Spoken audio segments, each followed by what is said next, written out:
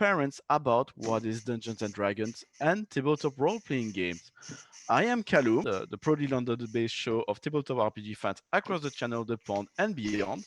I'm also a faculty member of the RPG Academic, which is based in the US. But I won't be the one giving you answers tonight because I assembled a top-notch panel of specialists for you. Starting with the currently extremely famous Mustang, aka Sarah. Could you introduce yourself, please? Hi, I'm Mustang or Sarah. You will find me on Twitter at Mustang's Art. I do a lot of disability content in tabletop role playing games. And at the moment, my career has kind of been around Paizo, Art Alsorian, and Red Scar Gaming as publishers. And yeah, I've been working on stuff just besides D&D, so I'm able to give a bit of a view outside of Dungeons and Dragons. Your latest project, which you announced, is not that children friendly, I believe. No, that's the Hellboy tabletop role playing game. Definitely not child friendly. But yeah, that's the newest one. Maybe Well, maybe if your children are older than 15, maybe. for the big children. For the big children, because we know adults as much as children can enjoy things like My Little Pony. Alessio, could you introduce yourself, please? Yes, I'm Alessio Cavatore. I own River Horse Games, and we make board games, but we also make role-play games. And we made two role-play games, which are very much, I say, on theme tonight. The first one is My Little Pony, like you were saying, which is Tales of Equestria. Basically, it's D&D with ponies, and and and the second one is Labyrinth, the adventure game, which is effectively again a family game. We won the Emmys for best family game actually just now. So very proud, very happy. So yeah, definitely is basically we make games for geeks which grew old and have kids like myself and want to share the fun of role playing with stuff that both myself and the kids and my daughter in particular love. And so that's where we started making those. Amazing. Congratulations on your award. And to finish with a proper expert, we got Rupert. Well, yeah, you're a professional of taking care of children. Am I right? You are the only one among us who's got this qualification. You got a little paper saying that it's okay to leave you around children. I have a piece of paper saying your children will be okay with me.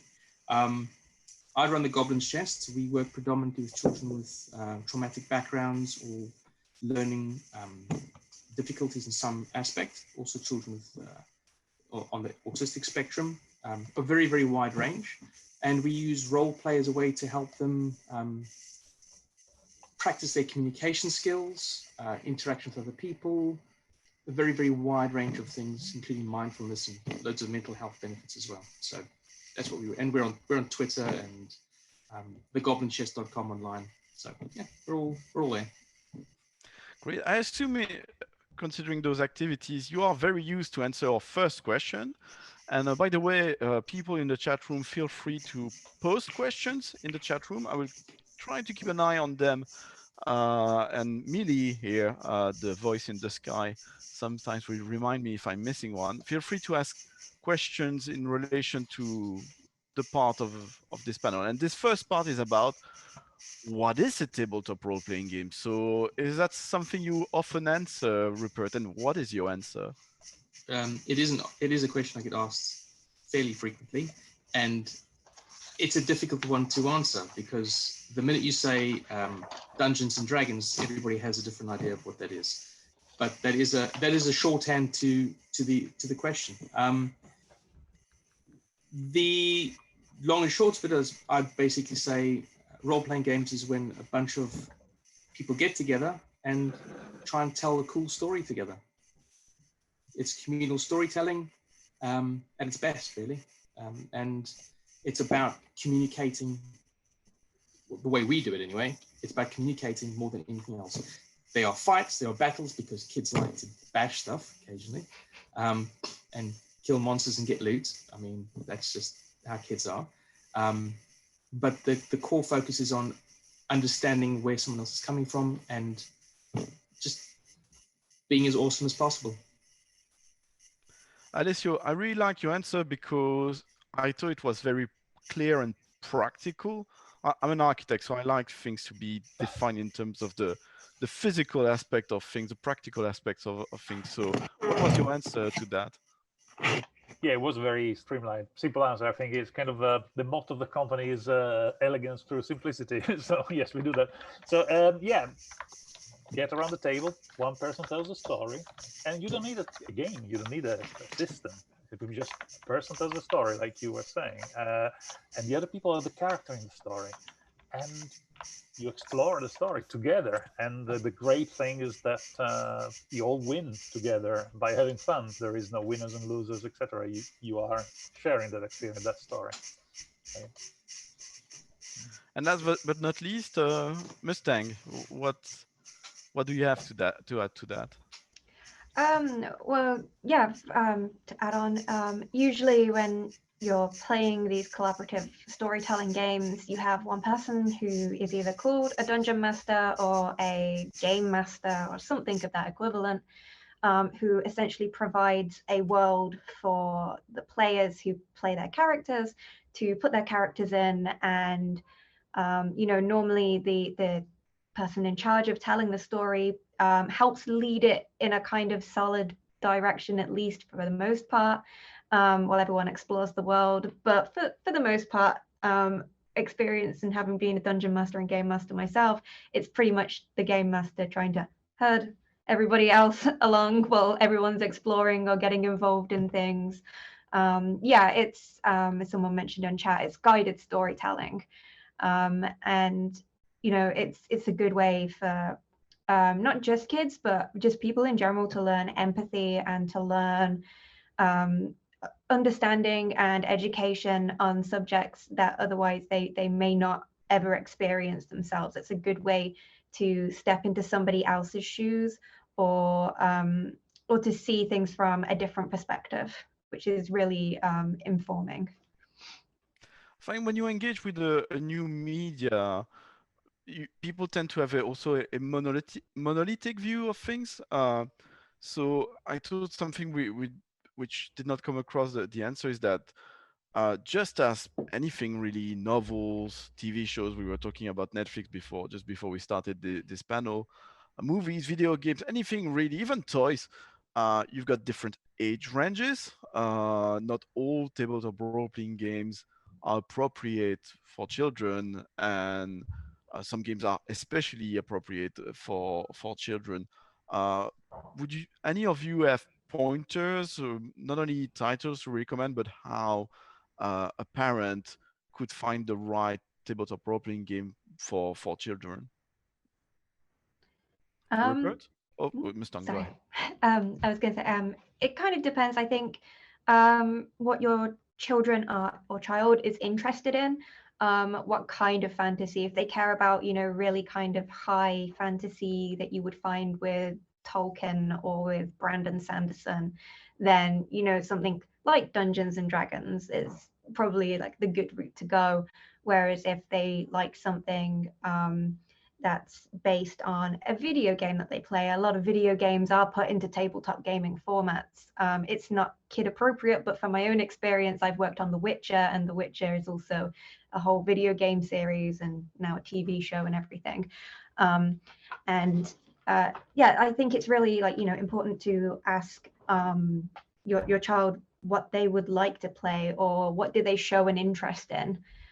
Because if you know what your child likes, 99% of the time you can find a TTRPG that fits that niche perfectly. You can go to local game stores or look online, and they're usually categorized by the genre that they're in, and what kind of gameplay you'll get from it. So it's just important to ask your child, what do they like? And because then you know that they'll be engaged with what game you give them. Rupert, do you have anything on that topic? Yeah, I mean, I'd agree completely with Sarah. The one thing that I would say, that, however, is don't let what's available in the market limit you. A role-playing game is, as Alessio said, someone telling a story and other people taking part. You don't need a very rules-heavy way of looking at things. You can just simply sit down with the kids around the table and say, okay, this is what we're doing today, and make it up as you go. This is the key thing.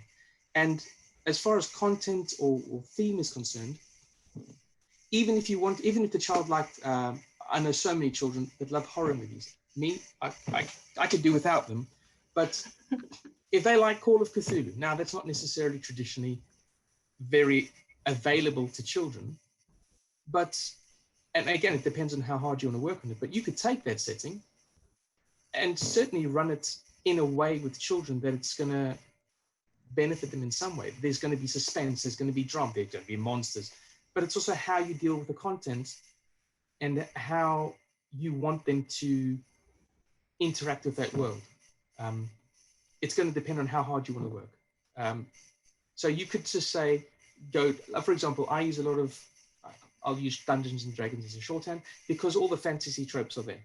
And tropes are tropes for a reason because people understand them and they're universal and like, oh yes, I understand that. And it's a nice thing for kids to latch on to.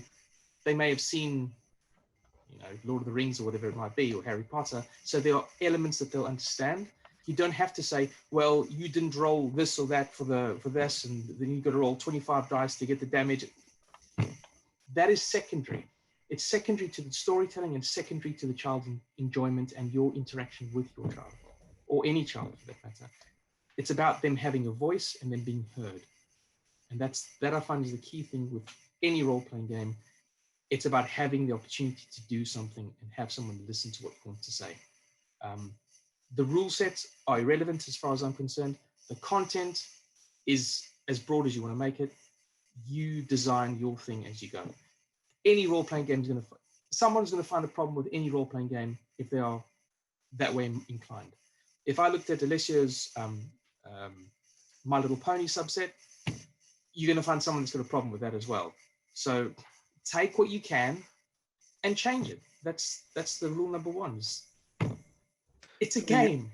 Yeah. It's funny you mentioned Call of Cthulhu. Actually, I had a guest on one of my shows, Film Studies, in which we covered a never-ending story and how it related, what content could be adapted to role-playing game, and that English teacher in Malaysia ran Call of Cthulhu for his 12 years old.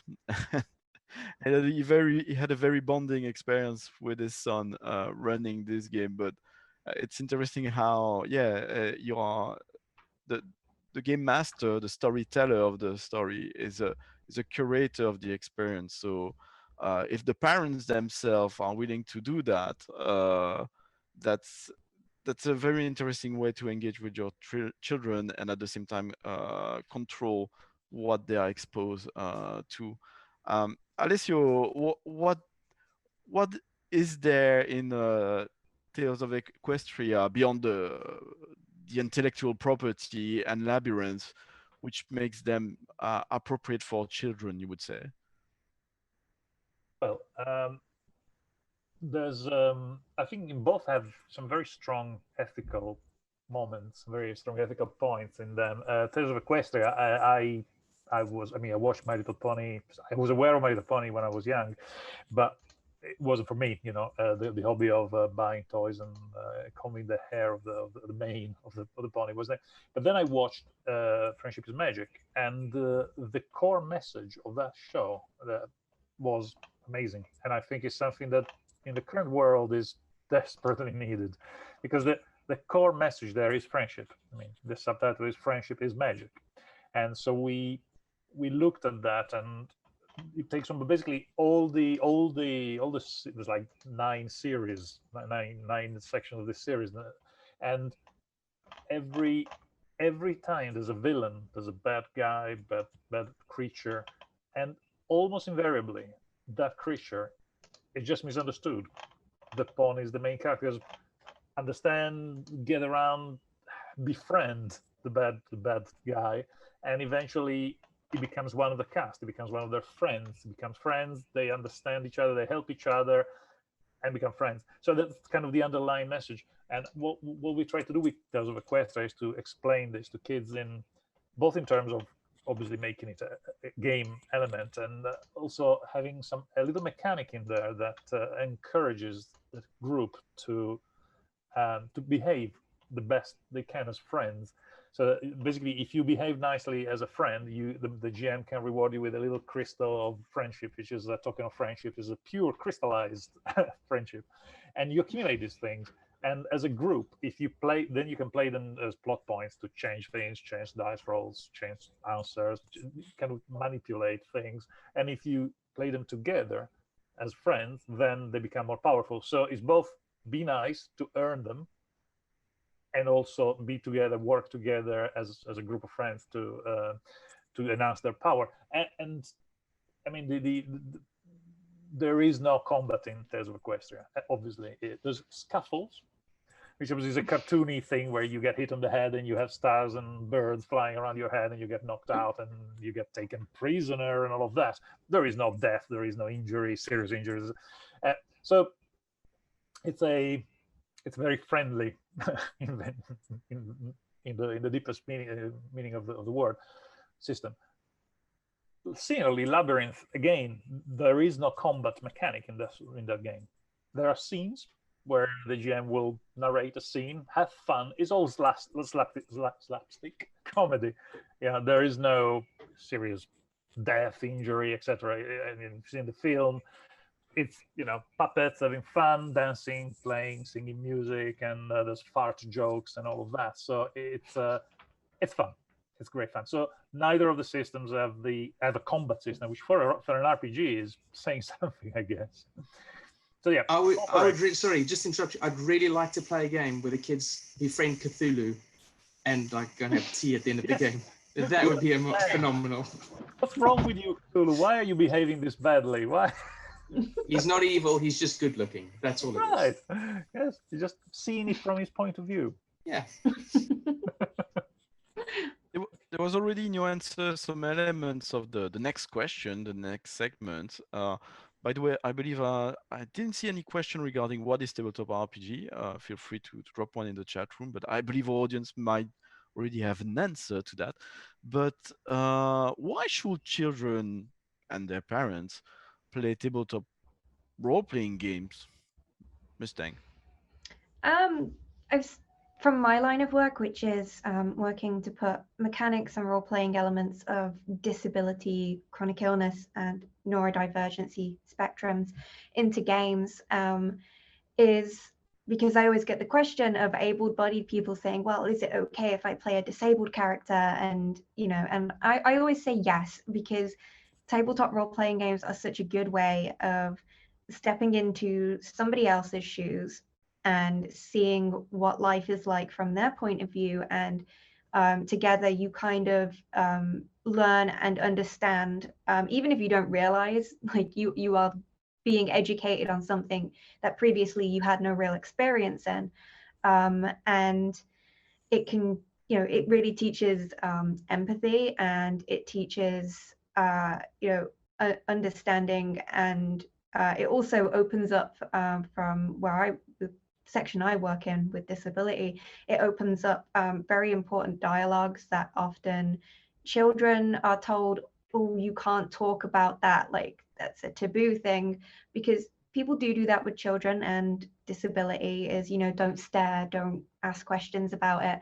But through role playing, they can, and they're invited to, and they can even play a character who's, now with the rules I've made, you can play a character who's in a wheelchair, and a child can understand the kind of things that disabled people experience day to day. And then if they do meet a disabled person or get disabled friends in the future, they have an understanding. At least they'll never truly know the experience, but they can empathize with that person and understand where they're coming from. And as well, the whole you can play around a lot with tying into empathy and such, again, is you can play around with morals and ethics as well for children as they get older, especially. You know, there are lots of games like you were talking about, My Little Pony, with morals of, you know, always see the best in people and want to be friends with people and try and resolve things with words rather than combat. And there are adult versions and older children's games that also have that, even if there is a combat element. For me, working with The Witcher, a lot of the time you don't end up fighting the monster because you end up sympathizing with the monster, and you try and find a way that the monster can be left alone by humans who are actually the people who are the problem for a change. And it's all about learning that sometimes, you know, not everything is as black and white as you think it may be. And I think that's really important in children's games, adults games, and, you know, older children's, like teenagers games as well.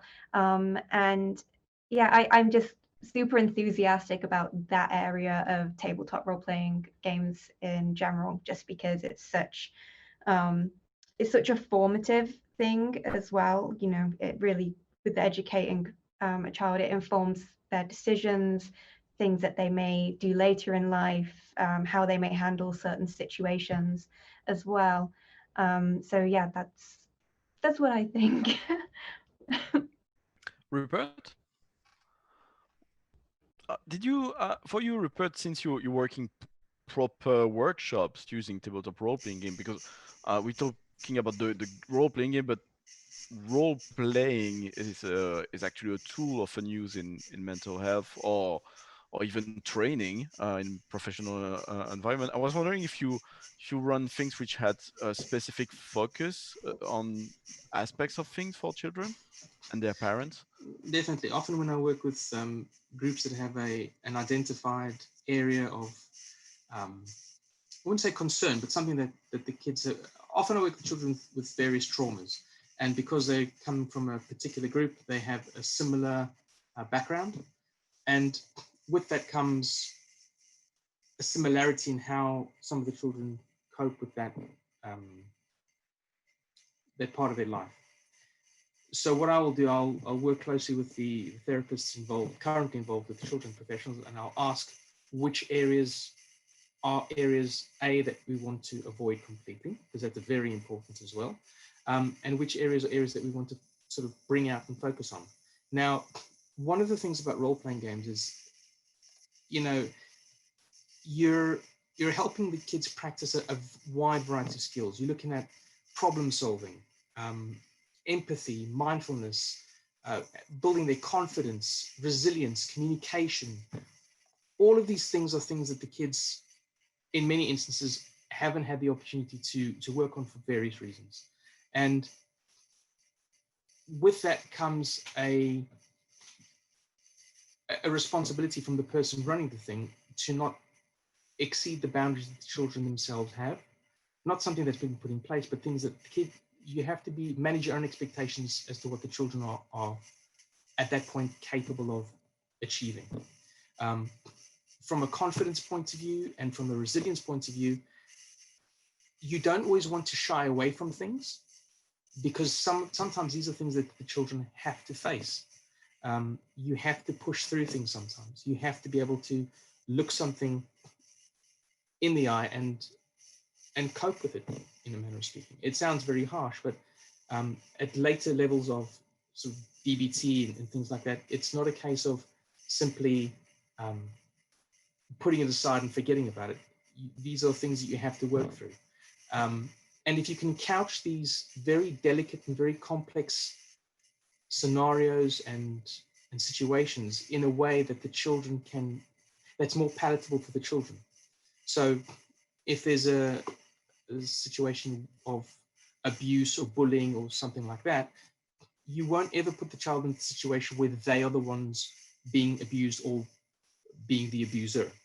You would put them in a situation that is analogous to a situation they may have seen. There are some orcs and they're harassing a small halfling family. What do you want to do? And it puts them in a position of power. Now, they can ignore the situation completely if they're not ready to take on that sort of environment, or they can have an active role in that. And oftentimes, when it comes to these children, they know what is right and what is wrong, and their interaction with that world is up to them. But more often than not, they will intercede, or they will help, or more interestingly, they'll do nothing, or they'll help the bad guys, which in itself is also very, very useful, because that gives you something to work from and work towards. The other benefit of role-playing games, of course, is you can push pause and say, or one of the children said, I want to punch the barman in the face and steal his gloves. I said, fantastic, you're going to do that. The important thing is to let them do things. But in real life, for example, if the situation gets heightened to a point where the children do something like that, every other emotion after that is a heightened one. It's based on the reaction. So you punch someone, the adult says, why did you do that? Then it's not, why did I do that? It's, you're shouting at me. I don't like you shouting at me. And then it just escalates from there. In a role-playing game, you can say, okay, you're going to punch him in the face. But I just want you to know that if you do that, these are the consequences to your actions. Right. I want you to roll dice so you can punch him in the face. And once these very, very clear, logical conclusions are laid in front of them, they go, oh, maybe I don't want to punch him in the face. Maybe I want to do something else. And this is the opportunity that you have to help them practice real life situations in a very safe environment where they can ultimately punch them down the face if they want to, but they know what's going to happen. Not in the real world where they have no idea what could happen, and everything's an emotional escalation after that. So it really is wonderful practice, specifically for the kids that I work with, wonderful practice for real life environments and real life situations. Sorry, I rambled a little bit there. It's extremely interesting. So I keep an eye on the time. Sadly, our panel is very limited, so we'll move on. But we could spend so much time just discussing that. And what I can say is I recommend people to check the Goblin's Chest website and resources. But we're talking a lot about, I know it can be challenging depending on the age of children, but we're talking a lot about what it's like for children to take the role of the player while the game master would be an adult. Alessio, do you have experience of some of your games or other games you've heard of which would be mastered by children, and what are the things they can develop when those roles are like that? I have to be honest, no, I have not experienced that. I have started to see signs of that in the group of my daughter and her friends, where one of the friends a bit older. I mean, it's interesting the change between the children, because we started role playing My Little Pony at 6-year-old. She's now 12, so there's the things like My Little Pony, things like what you were saying before, the role play without rules. You know, I don't know, translating from Italian would be a projection game where a couple of weeks ago I was on a beach at night with my daughter, and I started to look at the sand and went, ooh, you know, imagine something is crawling under the sand. What would you do? So if you're role playing a situation, you're making it up as it goes along. A deep one emerges from the sea just over there in front of you, you know, on the kind of spooky atmosphere of the beach. So some things you do with kids, and some role play you do with kids. It's interesting to see those kids 6 years later starting to go into D&D. You know, enough with the pony now. I've heard of this D&D thing. My friends at school, there's a couple of guys that play D&D. And so we moved from being Pegasi, sparkly Pegasi, to being, you know, tiefling sorcerers. so it's nice to see that evolution. But at some point, like you were saying, there is the friend that goes, I wonder if I could run this. And they have not done that step yet. I haven't seen it, but I'm really eager to see that. Frankly, I would love to be a player in that group as opposed to the GM, because frankly, I'm lazy. So I like to enjoy that. But it'd be very interesting to see how she deals with that, because obviously, you know, will she be bossy as a GM? Will she be? Obviously, it's not a simple thing to transition from player to GM. Unfortunately, I would like to be able to tell you how that was, but I haven't seen it yet. But I think I'm just about to see it. Maybe next panel next year. I've heard some anecdotes, mainly again in my never-ending story episode, one from Senda from She's a Super Geek. But yeah, myself, I've not experienced that or witnessed that, but it's a lot of skills a child would develop doing that. Storytelling, sort of reading, empathy, but not as being in the shoes of someone else, but reading the room and trying to understand what the players are trying to do and manage that. Personally, not as a game master, but as a player, I've learned leadership. My first notions of leadership, which then were used in professional environments, was through role-playing game. There's quite a lot there. If I may Mustang say, or if I yep, may say, sorry. being a GM, I think what one big thing it will teach you is to deal with rejection, because it's that moment where you really thought of the greatest story, the great moment, and think I'm going to do this and that, and then get distracted. They don't listen to you. They start talking about something else, and you go. There is, I don't know. Maybe you guys have experienced as well. It feels is a level of rejection. Is a level of, oh, you don't love the thing that I put so much love and passion into. You must be thrilled by this, which obviously probably is your fault, I guess, in the end. But I think it teaches you that. It teaches you you're not the center of the world. Sometimes people will, behave in very different way from what you want them to behave and stuff. So deal with that level of yeah. I'm not the center of the universe kind of thing. It's not exactly a stage, but you expose yourself to others. You create Mm. something, you curate something, and you see their reaction. Mustang, anything to add on that specifically?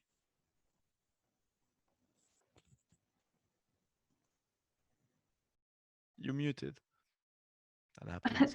Well, I'm only 23, which is pretty young, I guess. But I started playing TTRPGs back when I was 16 on and off, and then started playing them far more often when I was 18.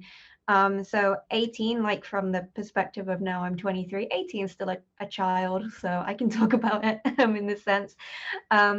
Is GMing at age 18 and just playing TTRPGs in general.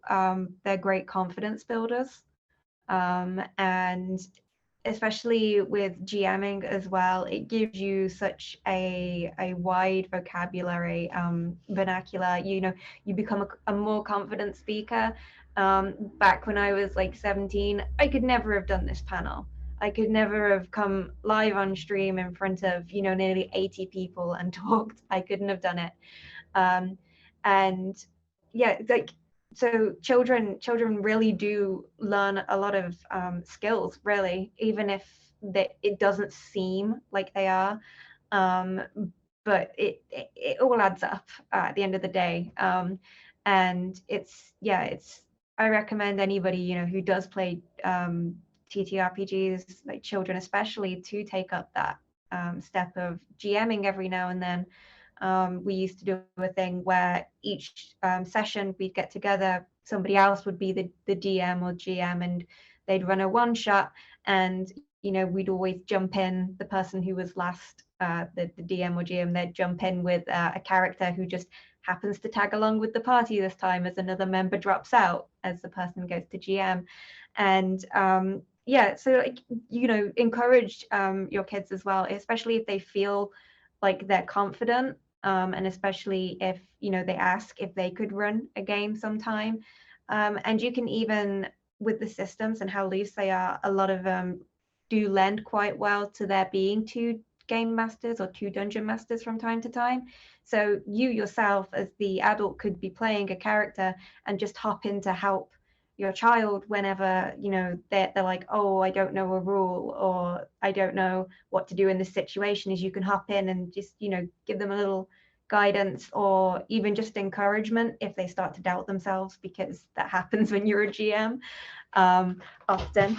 But yeah, it's I definitely recommend children take both player and GM DM spots.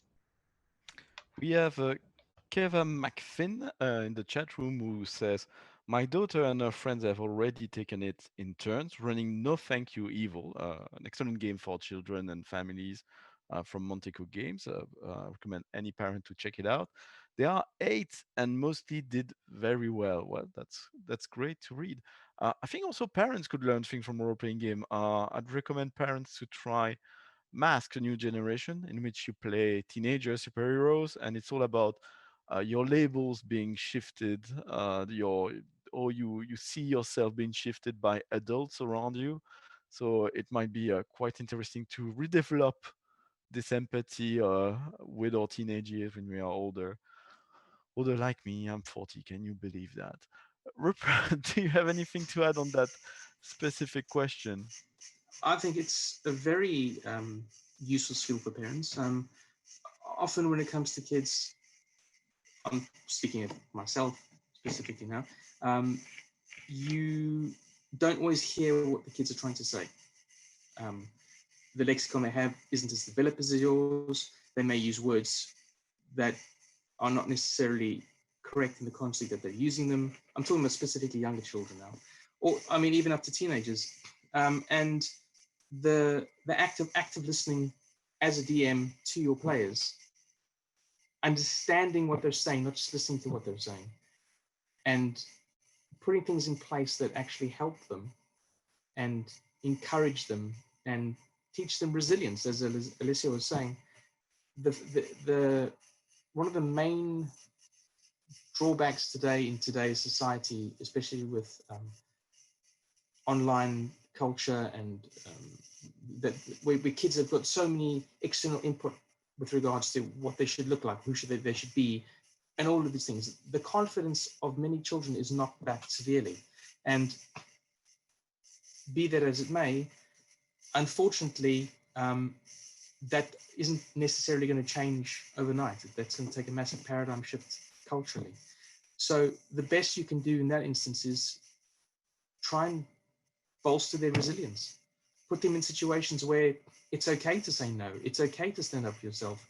You don't have to take everybody's opinion as law, and give them the tools they need that perhaps we didn't need growing up as much. And I'm talking specifically about myself and Callum and Alessio being of a generation.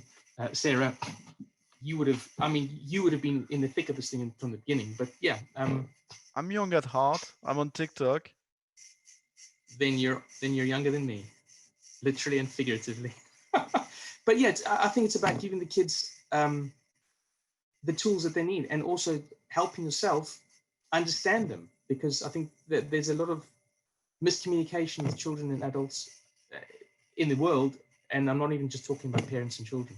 So yeah, I think it's a very, very useful tool if you're willing to put the time and effort in. Could be discussing this question all evening, but sadly we have to move on. So for the few parents out there or the children who brought their parents to convince them to play, how and where can children and their parents play tabletop role-playing games actually? Alessio, where can we find those? Well, obviously, the obvious answers would be first of all at home. I think gathering your friends and playing with your friends is the coziest way of experiencing that. So play at home with your. I mean, that's what we tend to do normally. We gather around the kitchen table and start rolling dice and bunch up with my daughter and her friends. So that's the easiest answer, and maybe I'll leave the cafes and stuff to other panelists. Otherwise, I'll list them all and answer the whole thing. So, what other options are there? Rupert and Mustang. You can go on River Horse Games, their website, and find Oh games yes, to oh buy. yeah. You get the PDF. You don't even need a physical copy. You can find PDFs of pretty much any good role-playing games. Not D&D, but it doesn't matter. Buy something else. Mr. Where can parents find games for their children to play, and how? Um, yeah, so you were saying about you playing at home. There's board game cafes, board game shops that host, days or evenings where people open games up, and you can come and play, and it's a non-commitment thing. You can just turn up for one evening and see how it goes. There is also the option, especially with lockdown and some people being in quarantine and such, that you can do it online now. There is Roll20, of course. It's a website, quite a well-known one. There's also people play it over Discord, or they play it over Zoom. But if you're going to get, if for older children especially, who probably have a Discord and have friends online, is that if they get a group together, is just be cautious. Obviously, make sure that the people that they are playing with are children, are who they say they are, which is always a concern when playing online.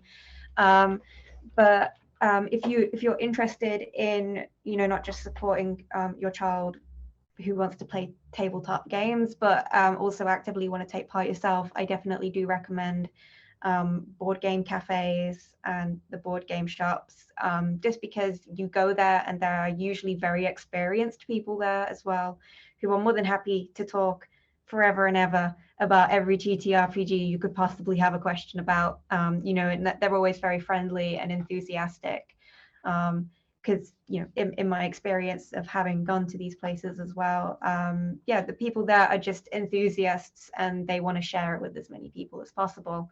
So going to board game shops and board game cafes, especially I'm a bit more biased. I like the cafes just a little bit more because you can get cake and drinks and stuff while you're there, and that's always really nice as well. So if you don't want to participate in a game exactly, but you want to be there to support your child, you can be sitting in like the more cafe area, having a cup of tea and just kind of keeping an eye as the wild and wacky adventures happen at the table with your child.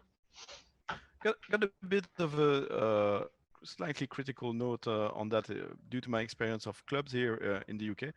Clubs are amazing, but because of cultural realities in the UK compared to the European continent, those clubs take place in pubs, and instead of publicly run by the state facilities, and as a result, often they are close to children. So I would recommend clubs in the UK to first try to work on that, and if they are already appropriate to welcome children because they're lucky to have a space of some kind which is appropriate, and also times which are appropriate during the weekend or earlier in the evening rather than later. I would recommend clubs to showcase themselves a bit more towards children, because that's something I found was a bit lacking compared to my experience abroad, sadly. Yeah, I can say now that board game cafes in the UK have become a much bigger thing, especially in cities. There are some really good ones in London and in Brighton, in particular down south. And I've heard that there are some really good ones in York, in Yorkshire, and Nottingham. Nottingham as well, which is not far from me. And Edinburgh as well also has some good gaming cafes. It kind of seems to have really taken on, and especially in the past couple of years. Rupert, you seem also to be the place to go if we want to find games for children, aren't you?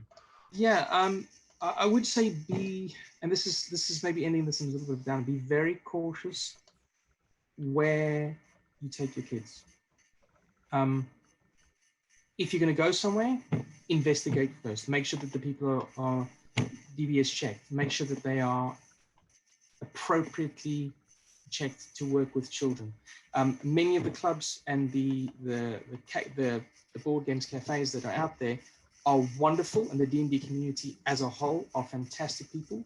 But in any situation, there's always going to be someone that may not have someone else's best interest at heart. And when it comes to children, the last thing you want to do is put them in any harm whatsoever. Speaking as a parent, speaking as someone that works with children that have had experiences in their lives, you don't want that for anybody. Depending on the age group of the children, obviously, if it's teenagers, whatever, you can take them to Board Game Cafe. Those are wonderfully appropriate. As Mustang said, there are fantastic staff in general that work there. But for younger children, around the table at home is the best place for them. Get their friends over, get a couple of bowls of crisps, make a day of it. They can sit. I mean, I've had sessions with kids hours, and you think, oh, they'll go and play whatever. No, they'll sit there and they'll be engaged. At home, or if you can find an appropriate person online to run it for them. Whatever you do, though, make sure these people are vetted and checked. If they are, they'll have a number. You can go online, you can make sure that their DBS check is valid, what it's valid for. These are things in place to protect your children, and do that, because as wonderful as role-playing games are, with as many benefits as they are to how it can positively impact your child, the opportunities for grooming, the opportunities for any sort of underhanded or nefarious intent is there as well. A tool is only as useful or as good as the person wielding it. And for good, role-playing games can do phenomenal, phenomenal things for kids. But if the wrong person's using it, be careful, do your homework, play at home, find someone good, and instill those values in the game, in the kids. I'll stop talking. Also, it doesn't have necessarily to be people who are nefarious. People can be just inconsiderate and a bit oblivious of what they're exposing other players. Over that, I will recommend parents to go check safety practices in tabletop role-playing game. That's the subject of a complete panel, but go check what they are, safety practices. I think it's something very interesting to look into. I would also suggest for parents looking for games online, there's a lot of conventions like UK Games Expo today with Virtually Expo, which are having editions online. And it's a unique opportunity to join games online. First of all, it would be adequate environment for children to try games, most conventions at least, to join games there in person, because often they are classified and there's a vetting process of game masters. And second, online, you got that. I'm running a game this weekend, and I was asked to state what age I thought was appropriate for that. So conventions are a great place for you to look for online games. But alongside what Rupert was saying, like with any online games or any chat room interactions, I believe a good parenting advice that it's better for children to play with the speakers on their computers or television rather than headsets, so you're aware of what the conversation and the game is revolving around. It's great to keep an eye on things. We've got more information from Keva McFinn. She had it that she or he, I don't know. We started with my husband and daughter with me running. Then my daughter wanted to run for us at 7 years old. Impressive. If that happens with my own son, he's just 2 years old, I would be very impressed. So good job there. It really helped show me she paid attention as she used my story structure to make hers up. We then moved on to introduce her having friends joining. Nice, new generation. that. I tried running games for my parents as an adult for my parents who obviously are older than me because I'm not a time traveler. Uh, but it's yeah, playing within the family. That's an experience I look forward to. We are 4 minutes before the end of this. Uh, Mini, beautiful voice in the sky. Did you catch any question I would have missed? Amazing. Well, I guess it's time for the plugs then. I'm gonna go Mustang. Can you plug yourself and tell people where they can find you? Yeah, you can find me on Twitter at Mustangs Art. I do a lot of disability advocacy in tabletop role-playing games. You can also find me on Patreon as well, under the same name, Mustangs Art. As well, I produce content for games that is all revolved around disability, like how to role play and mechanics. And you can find me also in books that are coming out. In the new Artal Saurian Games is Book of Tales for The Witcher TTRPG. I'm now on the Hellboy TTRPG, and I'm also working on Starfinder and Pathfinder currently as well. You need to branch out towards games which are compatible for children, though. Yeah, I do. Speaking of which, sorry. Just saying that it's a lot of adult games, but I believe Pathfinder and Starfinder is one of those ones that you can manipulate, just like D&D, to be appropriate for children. Speaking of appropriate for children, Alessio, plug away and I'll tell be us very where we brief. can If find you. you're interested in River Horse products, come to our website, River Horse. Just look it up, riverhorsegames.com, and have a look at our web store. There's a lot of My Little Pony real books or PDFs, and Hanson, Jim Henson, Labyrinth, Dark Crystal. So those are our main products. Want to say thank you for having me. Thank you to Mustang in particular, because the idea of actually asking the kids to role play on a rota is something I didn't think about, and I will do. I will just go, now it's your turn. You Yeah. then UGM, and then UGM. Fantastic. So thank you very much for that suggestion. I'll do that straight away. And I just basically sign off with a thing where you said, Callum, about role-playing with older things. The last time that my daughter talked to her grandma, to my mom, was we were role-playing together. And then my mom passed away shortly after, which is, it was in a role-play game. Yeah. Touching.